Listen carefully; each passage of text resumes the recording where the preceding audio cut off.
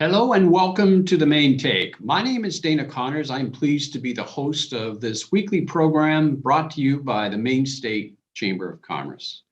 Each week we take a look at the issues, the initiatives at work in our state, all of which are working to serve our economy and our people. Those are two goals that unites all of us in Maine, regardless of where you live, what you do, or your politics. And while we're united on the goal, it's how to get there that differs. We're not necessarily on the same page, if you will. What are those issues? What are those priorities that will best serve to grow our economy and to meet the needs of our people? Well, today's program, once again, is going to focus on some of those possibilities, those priorities. And we have two very special guests that if any of those priorities cost money, they're going to have a significant role to play in its outcome.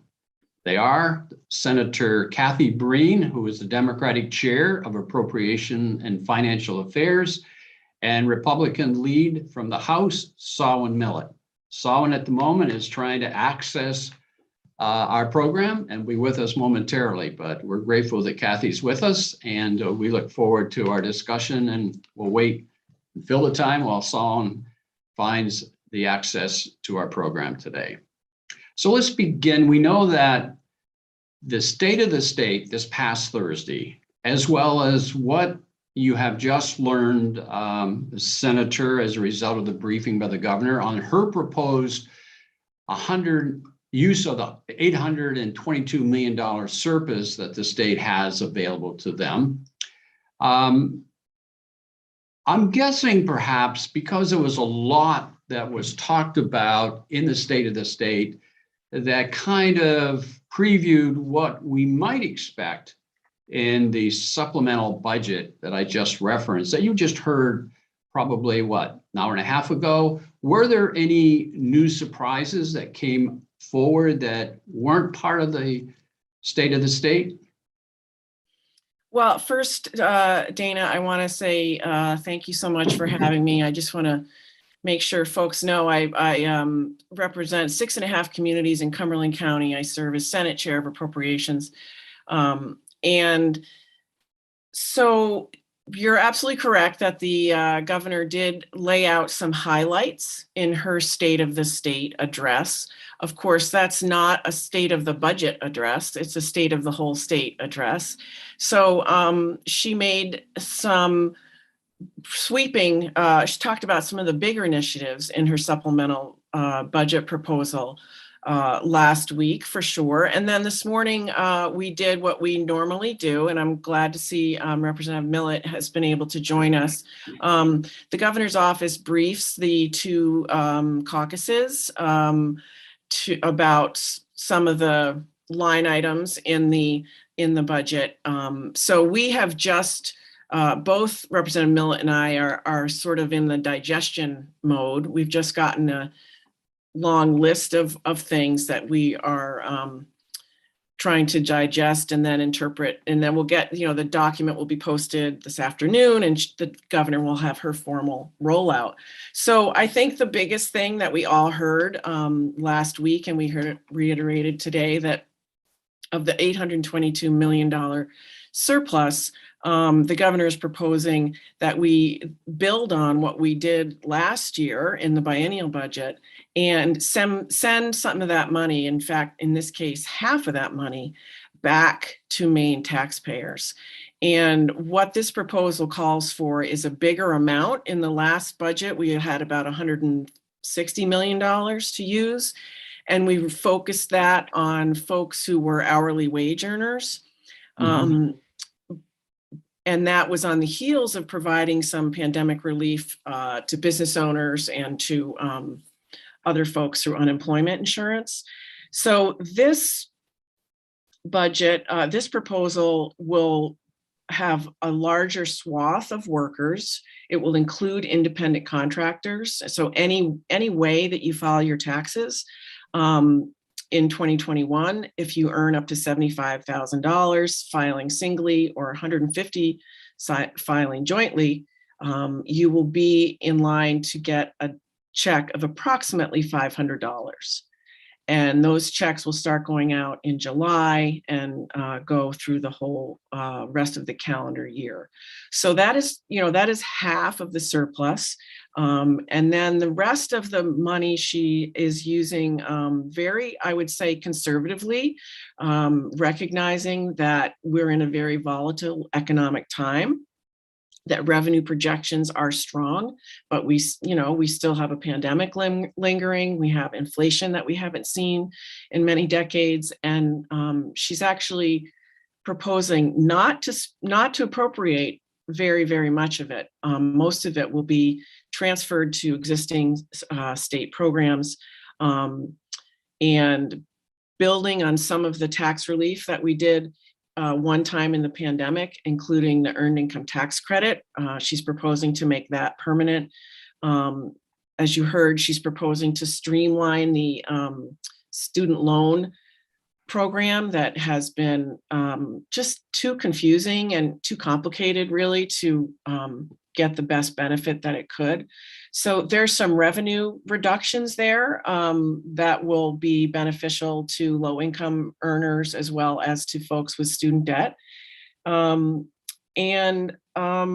She does propose to do some savings, recognizing that last year we committed to funding 55% of state aid to education, and we committed to fully funding 5% of revenue sharing, which is the money that goes back to towns and cities all over Maine. And she's proposing that we put some savings away to make sure that no matter what happens to our revenues in the next biennium, we can keep those commitments. Yeah, as I recall, the state of the state, she referenced that as an educational stabilization fund. Is that what you're speaking of? That's correct. The term that yeah. That's well, right. Welcome, Representative Millett. We're extremely pleased that you're able to join us and that technology didn't let you down. I had asked the senator to, in recognition that you had just been briefed on the governor's proposal for the surplus dollars amounting to $822 million, that was the state of the state that we heard last Thursday. Did it predict many of the issues that you learned about this morning that was part of the supplemental budget, or was there something that was added that you would bring to our attention? And that's what the senator was referencing, as well as other issues that were within the proposal that you heard this morning. What would your reaction to that be? I would say that the briefing that I just left was much more detailed than the State of the State message, and got into a lot of issues, as Senator Breen mentioned, that focus on the question of how much of this $822 million is one time, how much of it is ongoing, and where should we concentrate on the problems that Maine people are facing that are unique to the times, and should we or should we not go into new programs. I learned a lot, Dana and Kathy, on transfers. For example, there is a proposal to transfer $100 million to the highway fund for transportation-related repairs rather than do bonding. Additionally, $30 million is proposed to be transferred into the Medicare or Medicaid stabilization fund, and 10 more million into the budget stabilization fund. So when you do transfers, you're not really committing ongoing money, you're using one-time sources. That was interesting. If I were to look at my list, in the areas that weren't talked about in the State of the State, there are really literally dozens, Dana, of new initiatives that were certainly of the smaller funding level, but not worthy of being messaged in the State of the State. So as Senator Breen mentioned, We'll see the bill in detail at some point later today. The public hearings are going to bring in multiple departments because the money is spread around quite a bit. Once again, just to cut back to the original question, the issues for, I think, me and my party will be how much of this is one time, and are the one-time uses the most appropriate uses, assuming that this revenue forecast is not going to be ongoing to the extent that it is today. Yeah, I'm going to stick with you on this next question. The senator spoke to the obvious, not only the largest obligation as part of the proposal, but also one that beforehand, while there was a consideration as to whether monies that go back to the taxpayer should be reducing the income tax or whether it should be a gift, so to speak, much as was the case the last time, in which the Republicans were very strong in that proposal. This time it's much larger, $500 compared to $285. What's your reaction after having heard that last Thursday? Is that something that seems compatible to the party, or is that something that still remains to be worked out? Well, I would say it still remains to be worked out. No surprise, I'm sure, that I don't want to get out in front of rank and file or my caucus leadership, because the issues are really in need of full understanding, and we need to see the big picture and revisit it from the point of view of what we heard last week and what we learned today. But I think the notion that Maine people are hurting as a result of the COVID continued impact on all of our society, inflation, and of course, a questionable economy. Is it in rebound, or is it being fueled by the federal money? So I think the large piece, the 411 million, is consistent with our goal of addressing the problems that inflation caused. The issue of, can we do more structurally in an ongoing way?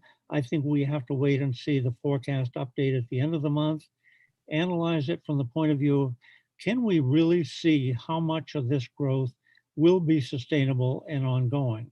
Because if it is sustainable in large part, then I think there are members on my side of the aisle that will want to look at structural tax reductions. But at this point in time, I think it's a little bit early to really weigh in on saying, yeah, we like the 411 the way the governor proposes it, or we think we could do more in an ongoing tax reduction way. Fair enough. I should have probably asked this at the outset, but as you were listening to the governor's State of the State last Thursday evening, and as it wrapped up, what was your reaction to what she had set forth? I mean, there were a lot of initiatives. It was clear that it was, in my opinion at least, it was to address something that was more immediate, but there was also a real effort to lay the foundation for future needs or future success in our economy. What was your reaction? Senator, I'll start with you this time. I think, Nina, my reaction is that much of what the governor is proposing is consistent with her 10-year statewide economic plan. I know that you were, I believe you were a part of that effort of building that plan. And then the pandemic came along, and there was the group, I can't even remember the name now, that she put together to sort of help link the emergency we were in to that 10-year plan. And so I think many of the initiatives in her budget are build on what we did in the biennial and try to make what we did in the biennial a little bit more firm and sustainable, but also are directly related to the economic develop, the 10-year plan and the emergency plan that was to link those. You heard about, the childcare stipend increase, recognition of what's going on in our hospitals and long-term care facilities. And then, of course, in the background are, building community college and that whole workforce skill building initiative, which I certainly know your members are very, very aware of what we need to do to grow a more robust and skilled workforce. So I think it does. I think it was designed to do both, and whether it nails both, I have yet to kind of decide. But I think that's the format, that's the foundation of what where those newer initiatives came from. And just to go back for a second to the 411 million going out in checks, I think that I agree wholeheartedly with Representative Millett that it's hard to tell going forward what our revenues are going to be like, because obviously a good chunk of why our revenues are where they are was because of what the federal government did in response to the pandemic. And you can say what the federal government did was too much, you can say it was too little, but the federal government reacted very, very differently in this economic downturn than it did in the last economic downturn. So we have more robust state revenues, but we also, with this program, acknowledge that the people who have been hardest hit by this pandemic are not high-income professionals with stock portfolios and considerable savings and wealth. Those people have done very, very well during the pandemic. We all know. This initiative is to acknowledge that this pandemic in particular hurt people who are outward facing, who are in restaurant work, farm work, healthcare, teachers, all of those folks who have shown up every day in their workplace and done their job, not remotely, but almost all in person, taking high risks and not making tons of money. So I think that is an important underlying value to this program, to give back $500 checks. Yeah, well stated. Representative, your reaction to the state of the state as you heard it last Thursday? Well, I've heard a lot of state of the states over the years. And yes, you have. it's found in most of them, the governor, whether incoming or in the middle of their term or up for re-election, will always stress the fact that the state of the state is in good hands, use the word strong or stronger, and build upon that as a theme. So that's no surprise that Governor Mills touted the gains that she feels have been made during her 3 years thus far, and presented that in a progress format. I was a little struck at the amount of time early in the speech relating to the vaccine mandate and the issues that are very politically divisive. But I think she wanted to drive a stake in the ground and say that in her view, looking in the rearview mirror, looking forward, she did the right thing in terms of taking the virus seriously and encouraging vaccine. To the themes that emerged in the middle of the speech and to the detail and the looking forward part, Dana, I think Senator Breen is right. She clearly wanted to talk about the economic recovery group that she convened early in the pandemic, try to tie it together with the 10-year economic development plan, and try to deal with the issue of workforce shortage, which you talked about and your folks are well aware of in the recent summit, and look at those future issues from the point of view of what can we do with the money that we see now to address those longer term issues, even in the short term of the current year and the current session leading into the campaign. So it was a mix of focus on progress, focus on the positives as perceived by the sitting governor, and attempting to link key points of long-term planning to the future and to the upcoming campaign. So good speech overall. Of course, as I said in an earlier reaction to your question, Dana, the details that we heard this morning would not have been appropriate thought of for state of the state, because Yeah, we just listed 3 pages of little spending from a few $100,000 to a few million. So yeah. yeah, overall, state of the state from this governor's point of view is strong, and she sees progress and she's looking down the road. Yeah, I think I would agree with both. I mean, um, there is varied opinions on what we would be like if it were not for federal dollars. And I probably don't want to even think about that, because even though it represented a lot of dollars, it did serve a very purposeful value in terms of helping our businesses and our individuals.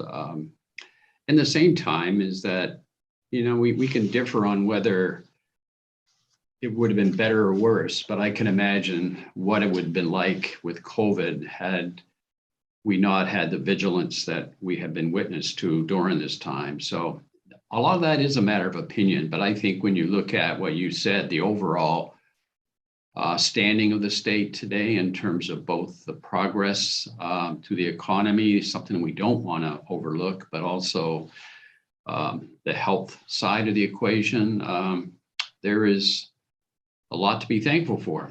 Let me ask you this before I leave, because there was a lot of emphasis placed on the issue of education, whether it was pre-K, whether it was a tuition free for the community college for between the years of, I think it was 2020 and 2023, the avoidance of tuition increases at the University of Maine system, the accumulating debt that college students face.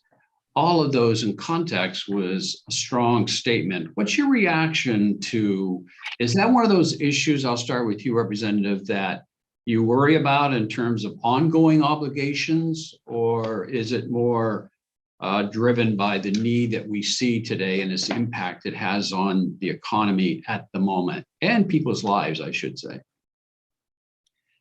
I would say that picking on the education piece first, I think it's natural that in the face of the pandemic, we would all agree that all of our education systems have been challenged to the max, and Yeah. a lot of harm has come out of that challenge just because of the effect of the COVID virus on the individuals who partake of those systems, starting at pre-K, K-12, and all of the higher ed. Institutions have been challenged beyond anything that those leaders ever anticipated having to face.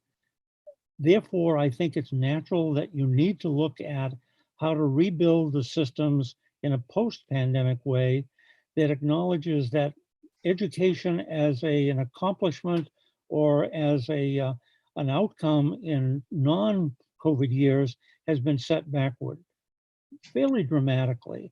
We Yeah. know that from the children anecdotes that we hear and see in the early years, depression, lack of achievement, having to miss a lot of school and miss it from an in-person point of view as well. So I think it's natural. And I was thinking as you framed the question, Dana, the governor talked at one point about education, hospitals, and jobs as 3 systems that have been impacted by COVID. And clearly, the education system has borne the initial brunt of the changes and the challenges, and the healthcare system has picked up the residue of the effect of the virus on healthcare and the loss of those normal social interactions that we all have. And in the outcome of those 2 interactions and negative impacts is the whole situation about jobs, and jobs for now and jobs for the future. So I think that it's natural to look to those systems that the bulk of our population rely on to gain for the future. Our children, our students and their teens and their preparation for life and workforce, and the healthcare systems that treat those folks who have been challenged.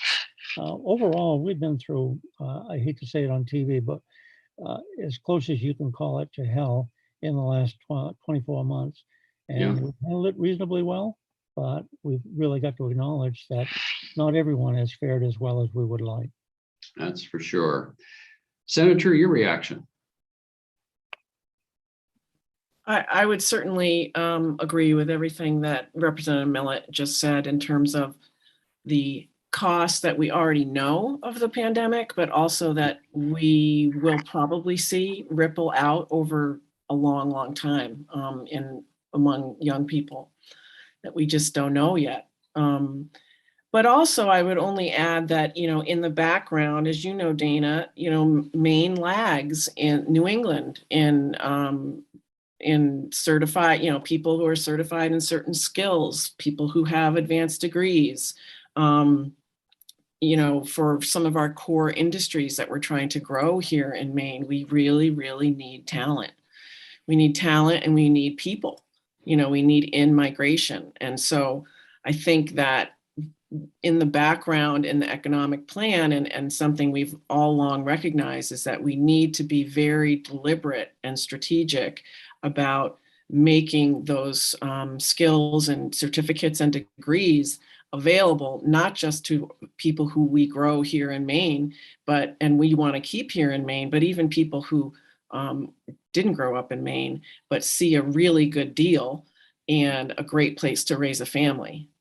So those investments, I think, will pay off over the long run, and they're going to be really important, I think, to the overall growth of our economy. We have things like the Rue Institute coming to the southern Maine area. That's exciting, but if those businesses are going to scale up and we're going to have a whole new sector growing, they need the talent, they need the people. So I think all of that is important in the long run. Yeah, I could keep the two of you on talking about this extremely important time we're in and the vision for the future and the issues that best serve that vision.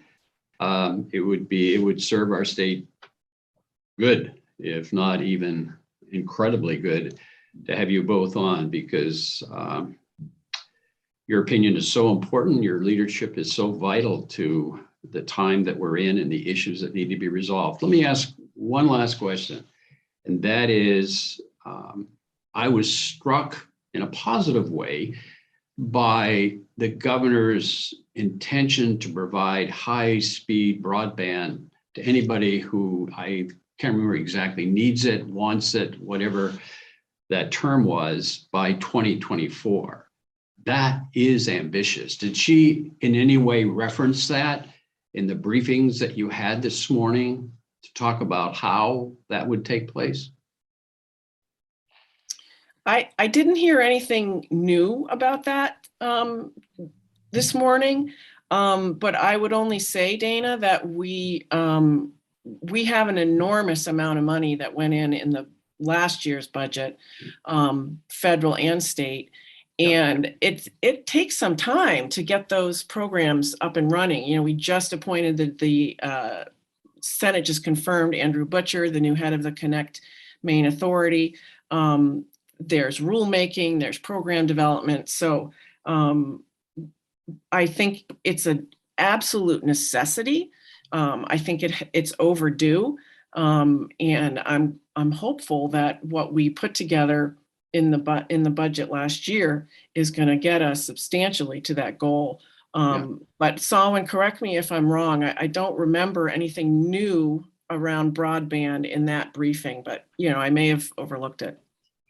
No, I think you're absolutely right, Senator. There was nothing new today in the briefing that consumed 45 minutes in detail.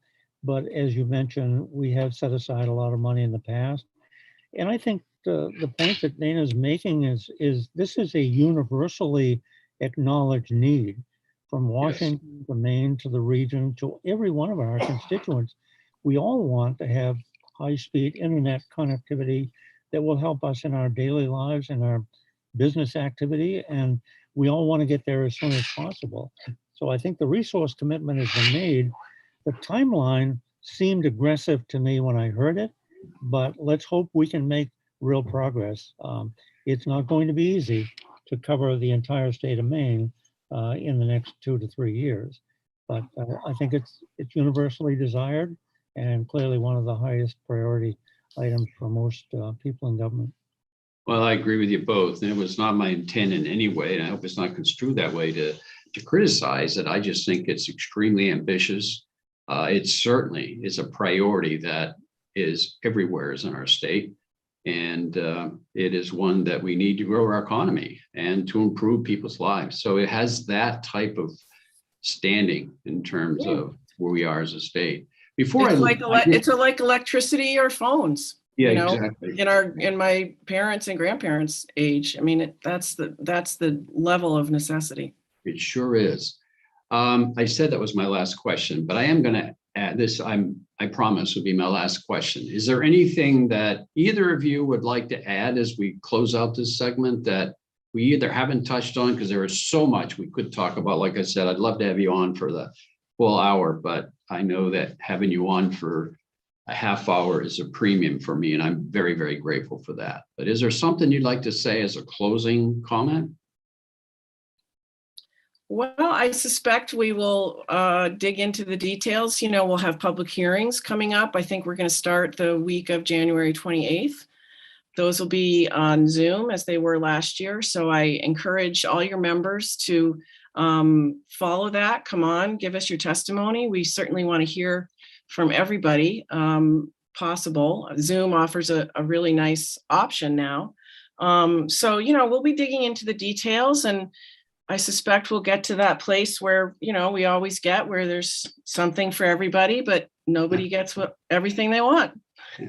That's kind of the story of life. Representative. Well, I think this is a unique period in time, and the challenge for all of us, if we can put our political biases aside, is to really come to some level of consensus on the amount of harm that has occurred in the last 24 months throughout our society and in all of the things that we all love and believe in, and try to take advantage of a source of money which is uniquely available to us to frame as many long-term generational solutions as we can, and agree on those short-term uses of money that will help prepare for that long-term benefit. It's a challenge that will tax all of us, and we don't have a lot of time to deal with it. So I think it's a time for statesmanship and being able to put your rearview mirror in focus, but then really zero in on the long-term benefits that you're striving to achieve.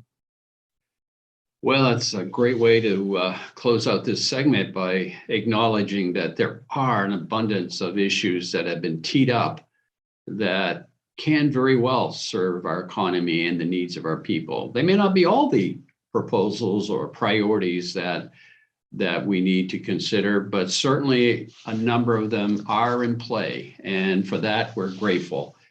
But I must also say that, and I say it on behalf of anybody who's worked with the legislature over time, is that we're very grateful for the two of you, the leadership that you show, the responsibilities that you have, and the effort to make as many of us happy as possible, knowing that that may be a dream that doesn't come true. But if it could come true, the two of you could make it happen. So I thank you for being with me today. I thank you for the work that you do, and the best of luck.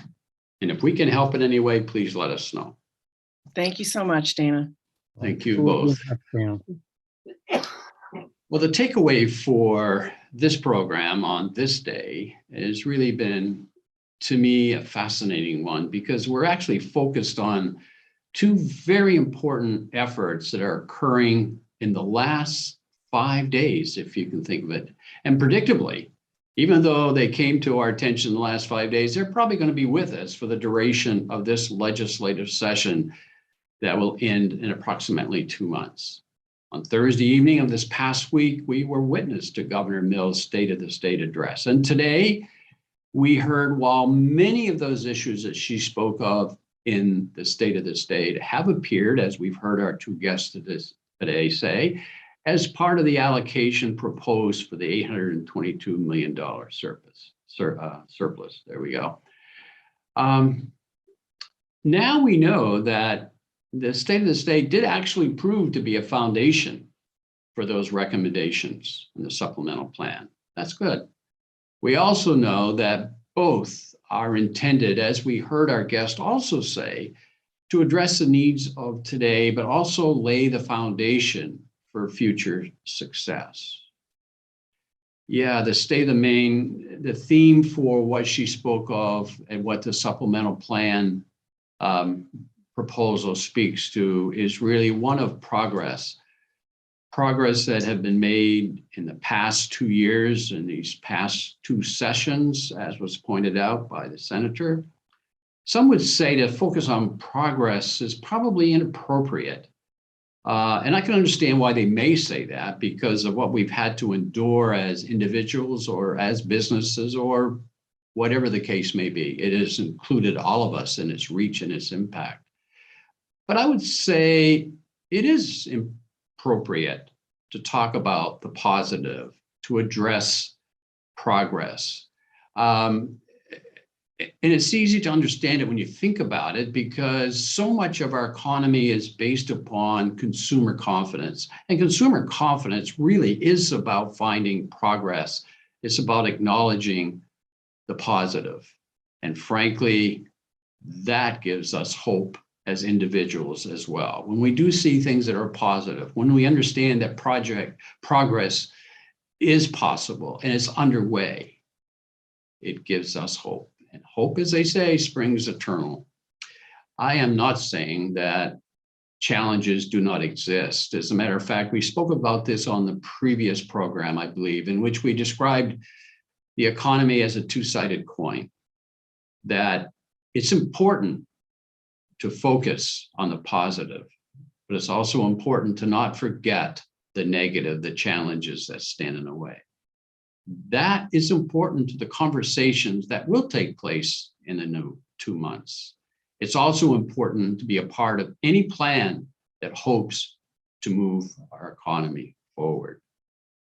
And yes, now that we know that the governor's proposal, her vision has been handed over to the legislature, I would offer this as an observation. Number one is you heard the senator speak to this, is that so much of what we heard Thursday and apparently is a part of the supplemental budget is found in our strategic plan.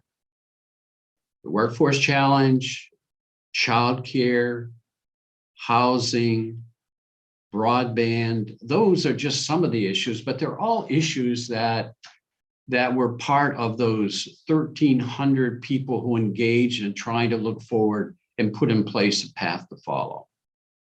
I find that very reassuring as we tackle the issues that are before us. It shows us that the plan is working and that we do have a path to follow.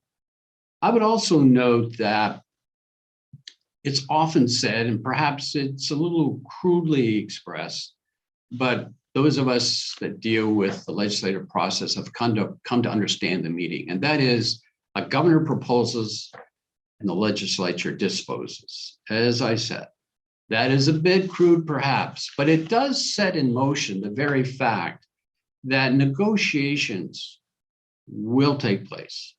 Changes will be made, and that's not bad.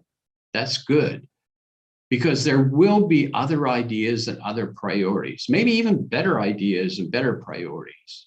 Whether there will or whether there won't, the situation really gives us that opportunity. And I hope we do not take advantage of it or do not forget that.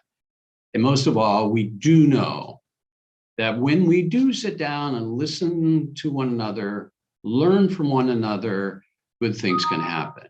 When the effort is bipartisan, both in process, but also in results. It no longer is yours or mine, it's ours. And that really matters. The results that come from that will give us the best hope, the strongest possibilities that we will address the needs of our people and grow our economy. And that's something that I know we can all agree on, that hope will come to bear if we work together. Thank you for this week's edition of being available to us to share with you important information from two very important people. And I thank them for taking the time, particularly when they just heard of the supplemental budget proposal this morning, minutes before this program.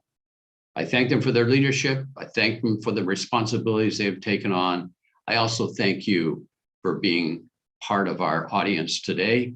And we hope to see you back here next week or the following week as soon as possible to talk about another issue that we believe will be important to you. Until then, as we always close out the show, be kind to yourself, but be kind to one another. Until I see you next time, stay safe, stay strong, and take care. Bye-bye.